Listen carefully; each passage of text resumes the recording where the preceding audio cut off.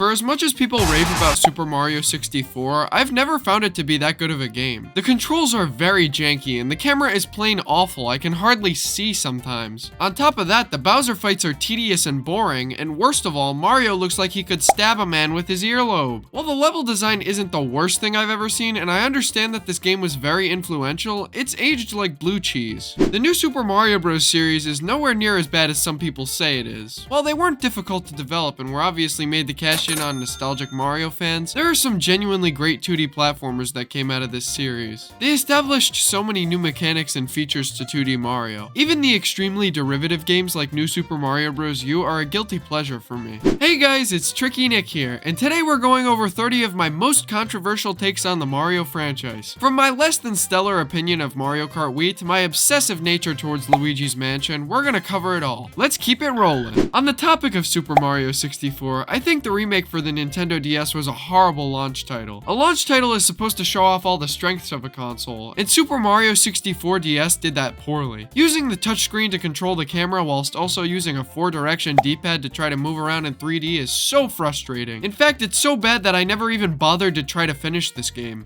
Mario Odyssey is better than Breath of the Wild. Enough said. As much as people love the first Luigi's Mansion, I think it pales in comparison to Luigi's Mansion 3. Luigi's Mansion isn't a bad game at all. In fact, I think it's pretty good, but it's way too short of an experience. Luigi's Mansion 3, on the other hand, takes us through so many different levels and themes and has some incredible mechanics and boss fights. The game also looks like a cinematic masterpiece and gave me a fun 12-hour gaming experience I won't soon forget. Also, did I mention I'm a Luigi's Mansion fan? Luigi's Mansion being ported to the 3DS was a bad idea. It came out well into the Nintendo Switch's life, and it would have been way better received on that console, especially if they remade it in the Luigi's Mansion 3 engine. The Mario Kart arcade titles don't really need to be ported to a home console. These games aren't bad, but if you take away the novelty of playing them at the arcade, they lose a lot of their charm. Unless you have voice chat with some friends, playing Mario Party online isn't nearly as fun as in person. In fact, even with voice chat, it doesn't emulate the same fun times you have in person with friends. On a similar note, the advent of online play and gaming has made Mario Party almost fully obsolete. It's sad for me to say, but in recent years I haven't had many gatherings where we actually play Mario Party. People typically gravitate more towards Mario Kart or Super Smash Bros. Maybe that's just more of a lack of interest for Mario Party in my friend circle though.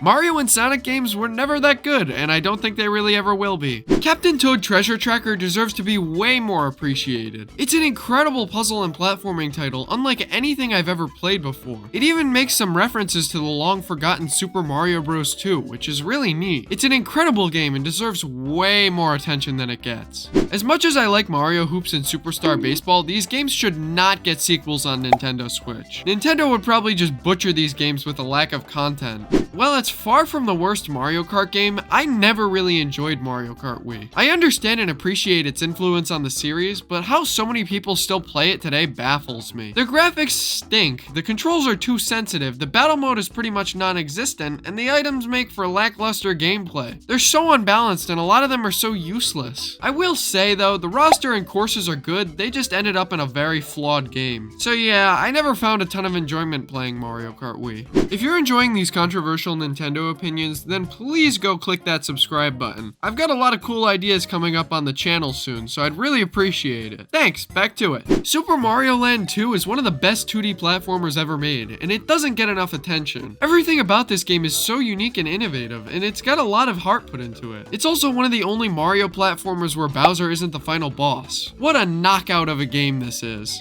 Super Mario Bros. The Lost Levels is some of the worst level design Nintendo has ever put out. It's tedious, unfair, and poorly designed. Just slapping big gaps and enemies all over a level doesn't make it good. This was a real blunder by Nintendo. Nintendo's level design outdoes 99% of Mario Maker levels that I've played. There have definitely been some exceptions, but for the most part, Nintendo is the best when it comes to 2D level design. Which brings me to my next opinion, Nintendo needs to make a new 2D Mario. I don't even care if it's another new Super Mario Bros. Game. I need my fix.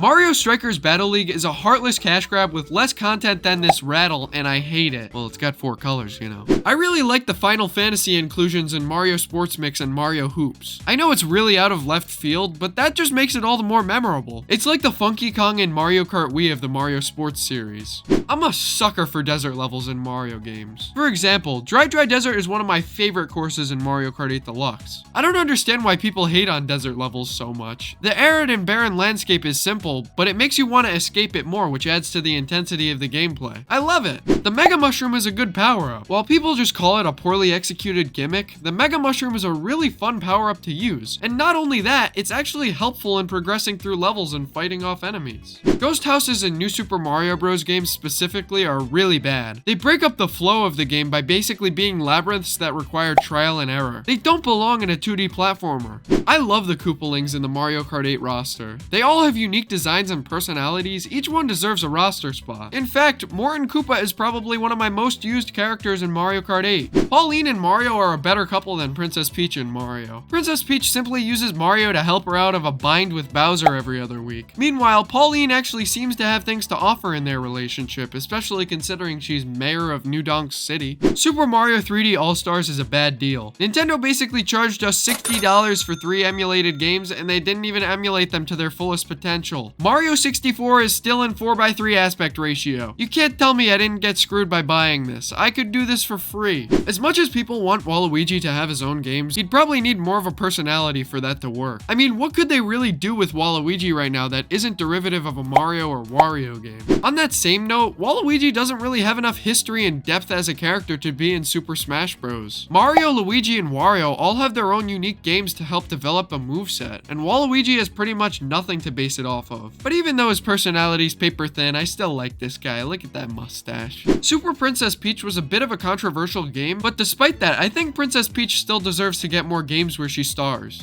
I prefer preset carts way more than the current cart customization system in Mario Kart. Cart customization is a good concept, but since each piece heavily influences the stats of a cart, everyone ends up just choosing the same thing. However, when preset carts are used, like in Mario Kart DS for example, it has the potential to allow Nintendo to better balance each cart, while also making it look better than a worm with tic-tac wheels on it. I don't really care very much about the plot of a Mario game. I'm just there for the incredible gameplay that I know and love. When the story of a Mario game is especially unique and special, I recognize that and enjoy it, but I wouldn't be sad if it wasn't there. And that concludes my list of 30 of my most controversial Mario opinions. Let me know if you want to see me share more opinions like this in the comments below, and I will see you all in the next one.